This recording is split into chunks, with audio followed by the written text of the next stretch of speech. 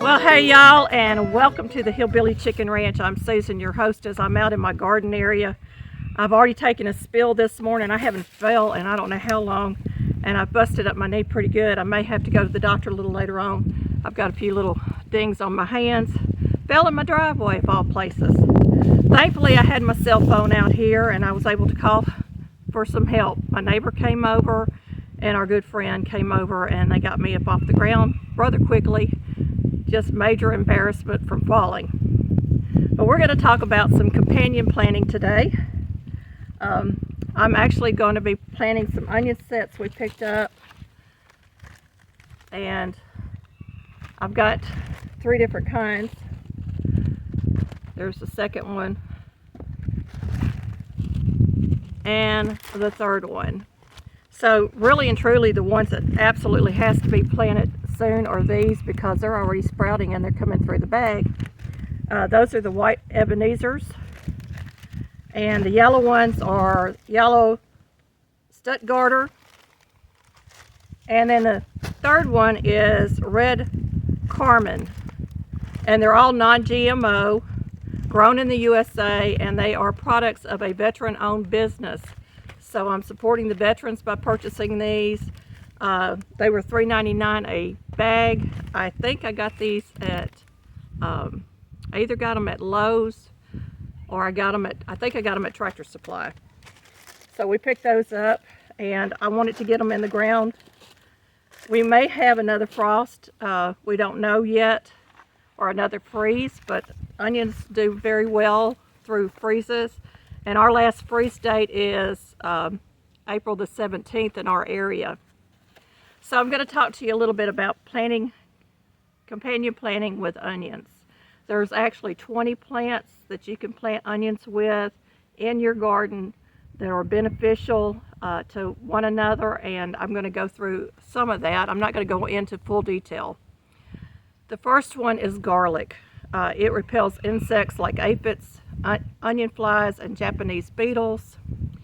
It acts like a natural fungicide for the onions. It masks the onion scent and has similar growth requirements. So I do have some onion in the house. I forgot to bring it out. Leeks is another one, and I actually do have a pack of leeks. I was looking through some of my seed, and it requires a similar climate as well. It has similar nutritional requirements. It thrives in the cool weather. The soil pH should be between 6 and 7. Heavy feeders benefiting from nitrogen-rich soil, so they're companion planting that way. Not necessarily to get rid of the bugs and stuff, but they're beneficial to one another. Carrots is another one, and I have a lot of carrot seeds, y'all.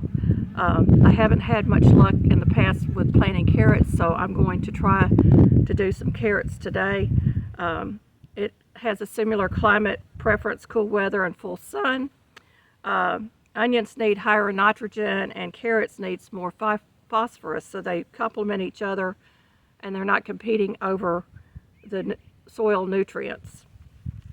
Parsnips would be another good companion planting with onions. Parsnips have a deep root system that breaks up the soil.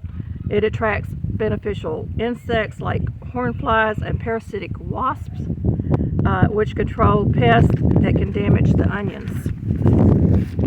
And yes, I'm reading, y'all. I have to write all of this down or I don't remember. Beets would be another good companion for onions. Both like cooler temps and full sun, prefer well-drained soil with slightly acidic soil pH. Onions need higher nitrogen beets need the phosphorus and potassium. Radish, and I do have quite a few packages of radish out here as well. They help deter pests such as onion flies and nematodes. Radishes mature quickly, and they make a great use of your garden space, and you can actually have multiple plantings of radishes throughout the season. We've done that in the past.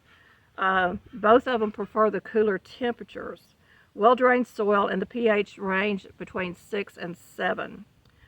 Radishes has a very low nutrient requirement, so it doesn't draw as much nutrients from the soil as the onions would do. Potatoes. Both onions and potatoes prefer similar climate, cool temps to moderate temps.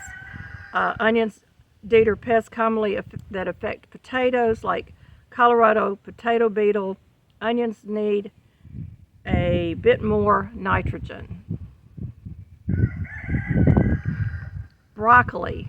I haven't had any luck with broccoli in my area, but I may try it again, just because I know now that I can plant with the onions and it will be beneficial to both plants. It's a natural shade for onions, protecting the onions from excessive sunlight and preventing weed growth. Onions repel pests like aphids, maggots, which are common enemies of broccoli. They both thrive in cooler temperatures. Again, the pH of the soil should be between 6 and 7, and they both have similar nutrient needs. Cabbage. Cabbage and onions. Similar climate preferences and nutrient requirements. Again, the pH is between 6 and 6.8. They like cool weather. Nutrient needs are nitrogen, phosphorus, and potassium. Cauliflower is good with onions. Natural shade for the onion releases compounds that repel harmful pests to onions, and the pH of the soil should be between 6 and 7. Kale acts as a natural deterrent. Because of the leafy structure, it provides shade for the onions. Both like cooler temps between 45 degrees Fahrenheit and 75 degrees Fahrenheit, and similar soil preferences. Tomatoes. You can plant these among your tomato plants. Tomatoes have deep roots. Onions have shallow roots. Utilizing the soil at different levels, tomatoes produce a chemical called solanine, which repels pests like aphids, provides shade for the onions. Peppers. Natural pest repelling properties compound called capsaicin, so you would plant this with your hot peppers, which acts as a natural insecticide to things like aphids, spider mites, and onion flies. And it suppresses the growth of weeds as well. We have a few more left on this list, and my chickens are being loud this morning. I don't know if you can hear them, and it is a bit breezy out here too. Our high today is going to be 77 degrees. It's beautiful out here. Eggplant. It's a natural pest repelling properties of onions can deter harmful insects and protect your eggplants from infestation. So eggplants shade the soil to benefit and prevents weeds that can help the onions. Spinach is another one. It craves phosphorus while onions crave nitrogen, enriching the soil together. Lettuce. Onions' pungent odors deters pests that trouble lettuce like aphids and slugs. It also repels carrot flies that can harm lettuce. Lettuce provides a ground cover for onions, shading the onion roots. Mustard greens, similar climate needs and soil preferences and nutritional needs. Again, it likes the cool and moderate temps. Parsley attracts beneficial insects like hornflies and parasitic wasps to repel, and it repels onion flies. And I have two more left on this list. Dill. I tried to grow some dill last year. It did not do well, but we're going to try it again this year with some onions and see if it does better. Onions deter pests like aphids, which troubles the dill, and the dill provides a shade. And last but not least is cucumbers. Both have moderate nutritional needs, and of course with the onions repelling so many of the insects that attack your cucumbers, it would be beneficial for that as well. So we're going to get into our dirt. I'm going to try to lower my camera just a little bit so that you can see what I'm doing here.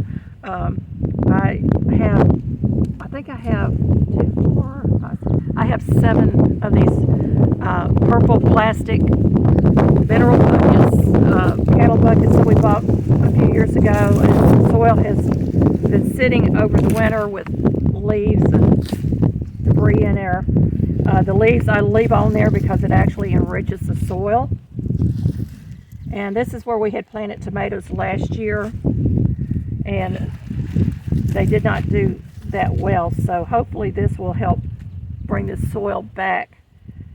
And I'm just going to pull some of these weeds. So I've relocated my camera just so I can get this in here. I'm going to move my book out of the way right now because I don't need that.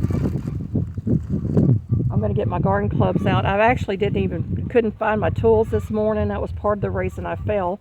I was looking for my tools, and for some reason they're not where they're supposed to be. So we're going to start with getting these onions opened up. And it says to plant them, it should be 1 to 2 inches into the soil at 3 to 6 intervals for dry onions. Cover with 1 to 2 inches of soil, water immediately. So it gives you good instructions on the package. And I'm actually going to save the directions and write it down in my book so I have it. Old garden scissors, y'all. Or kitchen utility shears, whatever you want to call them. They work good out here in the garden.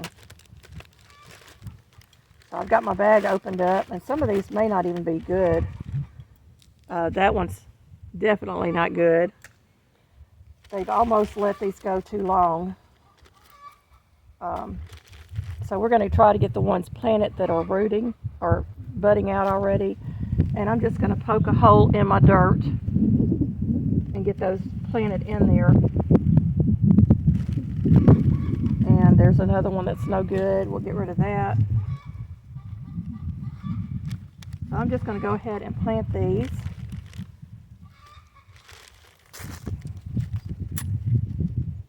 And I'm planting them about 3 to 6 inches apart.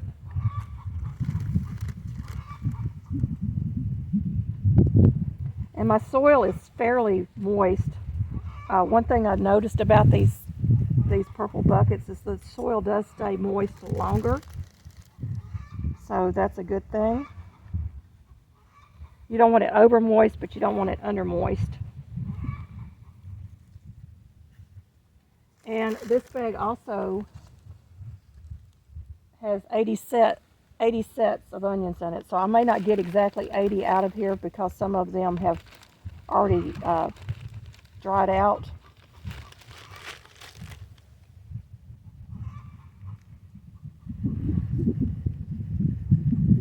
So we're going to get as many in here as we possibly can. There's a good one right there if I can get to it.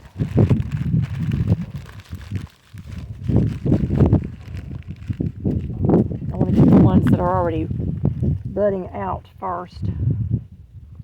So I'm just going to go and plant these around the outer edge of this.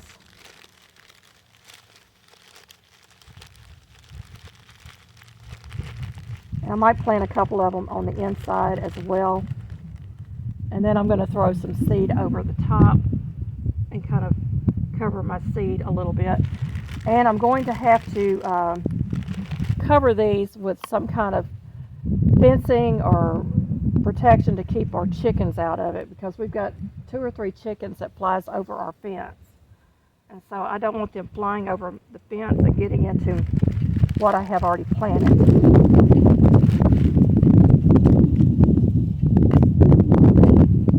I'm going to just put 3 of these in the center. That one's no good. That one's no good. I've got another one down here that's got a little bud on it. I might put 4 in the middle. I've got another one in there.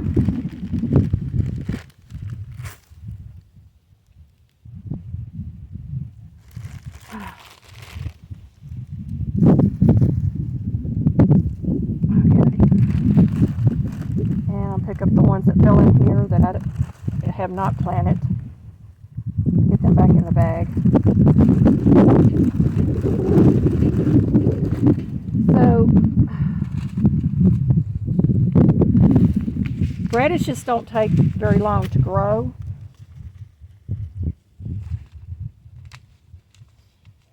And I've got several radish. I've got carrots, spinach, and I've got leeks. And I think I'm going to start with a radish. So I've got 2 varieties of radish that I know of.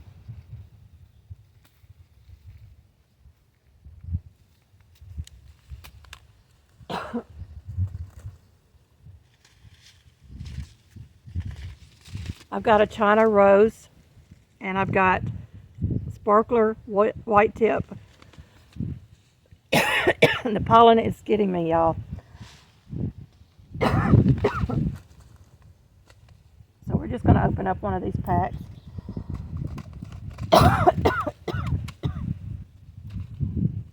Wasn't planning on coughing.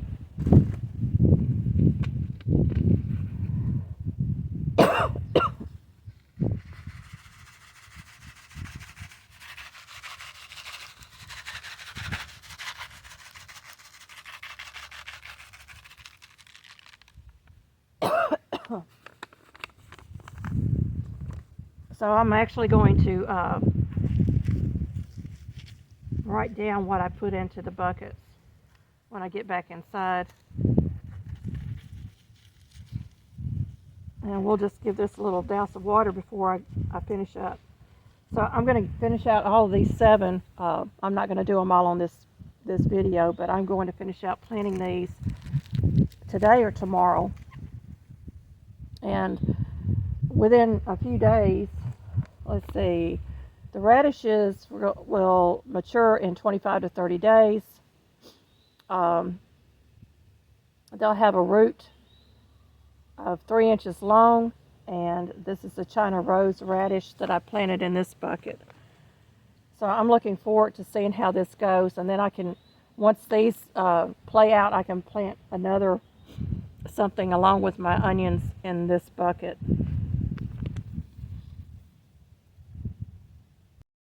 Well, my friends, I appreciate you coming along with me as we do some companion planting, and hopefully we will have a much better crop this year than we've had in the years past. The sand, we have very sandy soil, and basically the only good soil we have is along this driveway and the edge of our property going back.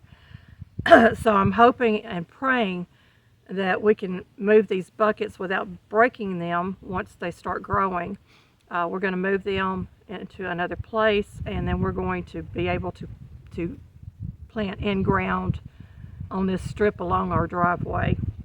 And y'all see my little arbor thing back here. That's the beginning of my garden area going back to the fence line at the end of the driveway. And then we have another garden area in front of the duck pen. We have a lot of plans to get this property up to snuff and being sustainable for us. So y'all stick around and watch me grow things. Thank you, my friends, for watching. Thank you for liking, sharing, and friending this channel and leaving those meaningful comments. They mean so much to me. May you be fully blessed.